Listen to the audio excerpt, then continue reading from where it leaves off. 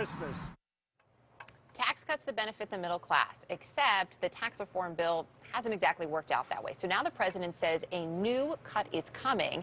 First he said November, now he says maybe next year. President Trump's top economic advisor, Larry Kudlow, warning today that while middle-class tax cuts are the president's goal, they, in his words, may not surface for a while. This as sources within the administration say they had no idea what the president was talking about.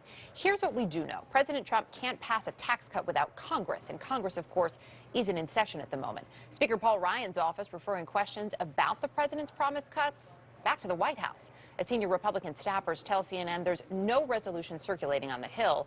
And while we wait for details, one of my next guests is weighing in on the other plan, saying the Republican tax cut is, quote, a big fat failure.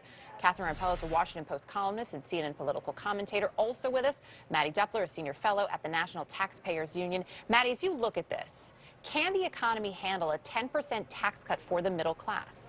I think the economy certainly can handle a tax cut for the middle class, and it'll build on the success of the plan that was put forward in December. Now remember, the president, as you showed before, said repeatedly the point of tax reform is to deliver for the middle class. There's several things that are in motion now as a result of that tax reform bill. One, the economy doing very well. In fact, we're going to see 3% growth this year, the first time in 12 years. That certainly helps all taxpayers up and down the income scale. But secondly, the ability of the labor market to continue to tighten, to give employment opportunities to Americans on top of the tax relief that they've already received. We see taxpayers in the middle income brackets.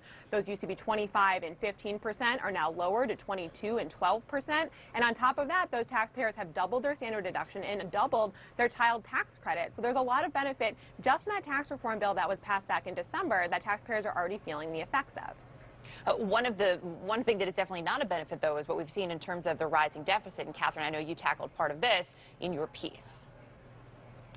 Yeah, I mean, if you look at the actual track record of these tax cuts, they have not paid for themselves, despite the fact that the Trump administration assured us that they would. In fact, the deficit went up 17% year over year from 2017 to 2018, and that is predominantly because of the cost of these tax cuts. They have not actually delivered for the middle class. If you look at a breakdown of the distribution of these cuts, the ones passed last year, more than, or about 2/3 of the benefits just in the last year alone went to the top income quintile. And because of the way the law is structured and because various provisions of it will expire, more of those benefits will go to the very wealthiest Americans. And beyond that, Trump and Ryan and others proclaimed that this would win lots of political goodwill for the Republican Party, and that is flatly not the case. People are not noticing the tax cuts in their paychecks, even if there is some modest amount given to the middle class.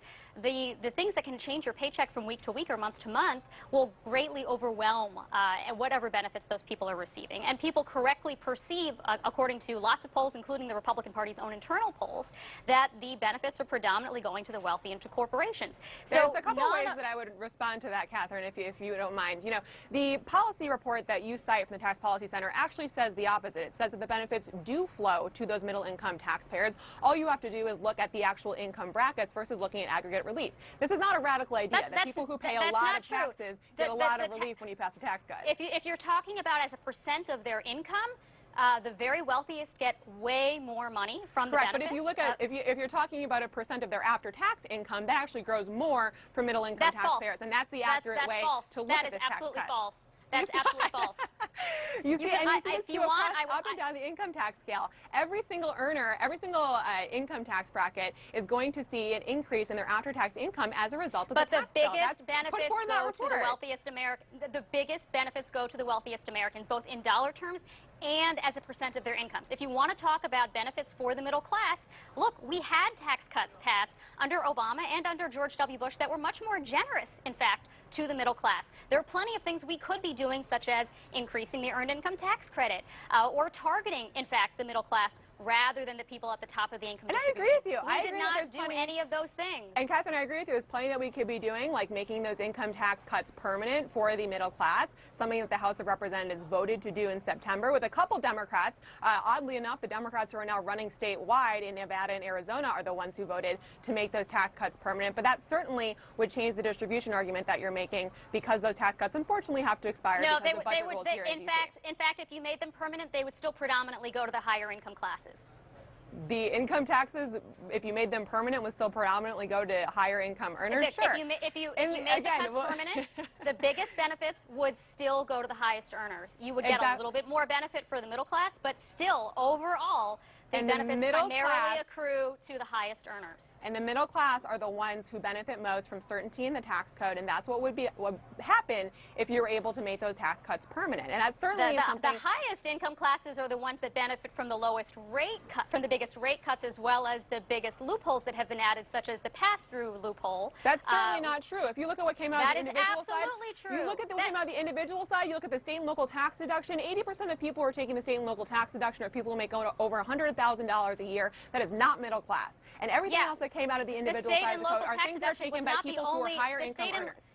The cap on the state and local tax deduction was not the only or even the biggest part of this tax bill. The biggest part of the tax bill but you want to argue that this is where you want to argue that that's the case. It's certainly not. You have to look at the actual tax law that was passed into effect I'm talking about the overall picture of the entire bill. You're cherry picking one particular provision. I'm not. Look at the overall picture. I'm not. If you want to talk cherry picking, go back to that Tax Policy Center report that you cite. That says exactly what I'm arguing, which is that middle income earners get a tax cut. It does not.